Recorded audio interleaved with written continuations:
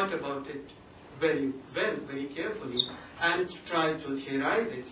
But we really get an opportunity where that very other, about which there have been so many very refined theories, come to speak. And this is not to denigrate Swamiji's reply, but in one sense, for a social scientist, studying a matha or an exercise like this and getting a retort, and I would say it was a retort or a reply from Swamiji, is a very good example where the other comes and really speaks to social science and actually pushes you to think about your certain categories and things.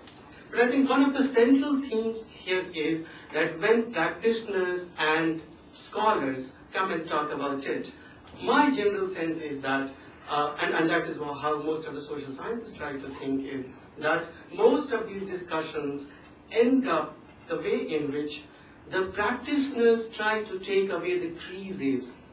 They always try to give you not the diagnosis as such, but they try to give you, well, this is what the treatment is, and they only try to talk about the treatment. While the scholar is actually always talking about the diagnosis. And a lot of scholars can actually claim that, well, we are not interested in treatment as such. What we can do is that we can just tell you this much. And then the question is there any dialogue possible between the practitioner and the scholar? Now, the dialogue which we have seen is a very good example that it's actually possible. While at the same time, we should actually be cautioned by this fact that there is a threshold where it may be broken down, may stop. There could be a stage where the dialogue may not take place. A very good example of the question of religion in the recent years has been just after 9/11 by a book written by an American intellectual historian, Mark Lilla. And the title of the book is The Stillborn God. And the book actually talks about the death of this dialogue. That actually this dialogue is not possible. The world of analysis and the world of practice is completely different. And both can it's very, very difficult to make any attachment between the two. But if you look at the 2 points which Swamiji, I'll just take one example from Swamiji's presentation and one from Aya, and then I'll stop. And the question which the argument which Aya makes is about, and that's the most important part of her paper, I mean, there was a lot of criticism of that, but there's an interesting argument she makes. And that argument is where she says that, and it seems to be saying, and the whole paper seems to be saying, that it's actually, what religion is reflecting is social. And it's basically, the whole of the social is being reflected in this activity which is being done in the name of religion. And then the question is about, there are examples where community caste divide is not very apparent. Now my question would be, why this community caste divide, which otherwise we are prone to think in most of these cases, sect-driven educational, moral, pedagogic tribes, is it the question, does it actually lead us to a stage where we start thinking about the relation between community as such and one form of community which as we have come to know as the nation? Because these enterprises are not invoking the idea of nation, but actually invoking a certain sense of community. And I think it's a very, very difficult question which one needs to probe, and I would definitely lead to some very interesting arguments by probing this.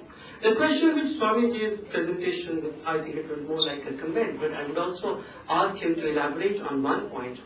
When he started speaking, and I was thinking that, well, the whole presentation is moving towards what is there in a name. But at the same time, he was also trying to tell us, yet there is so much in it. There is something in the name and the form, the Nam-Rup. We cannot do away with that. The whole history of the Hindu world, and social scientists and scholars have a certain way of dealing with that. It will be very interesting to hear from someone like Swamiji or maybe someone like Srivatji, how the way in which the whole history of Hinduism, the category of Hindu has been done in scholarly social sciences in South Asian or Indian studies, while at the same time most of the Hindu studies which we see as a product of Neo-Hinduism, whatever you see largely as Hinduism is something which could be called Neo-Hinduism, a kind of Hinduism, a kind of religious formation which has been mirrored into the social and cultural and religious encounter.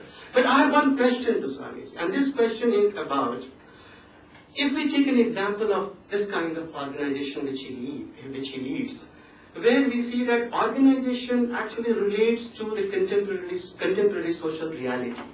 It also relates very well to the paradigm of the nation state, the kind of rules and laws and all these things. So it's very well contained. In a sense, it actually tries to move with that. But on the other hand, is it possible to think with this kind of paradigm that there is a threshold where that consonance is not actually viable? There is a situation, there is a threshold limit where someone like Swamiji can say that, well, here is a time where I can start saying no to various such parameters set by so-called nation state formations. And then that could lead to two things. Firstly, a grand critique of what we know in the name of this institution, which is the nation state.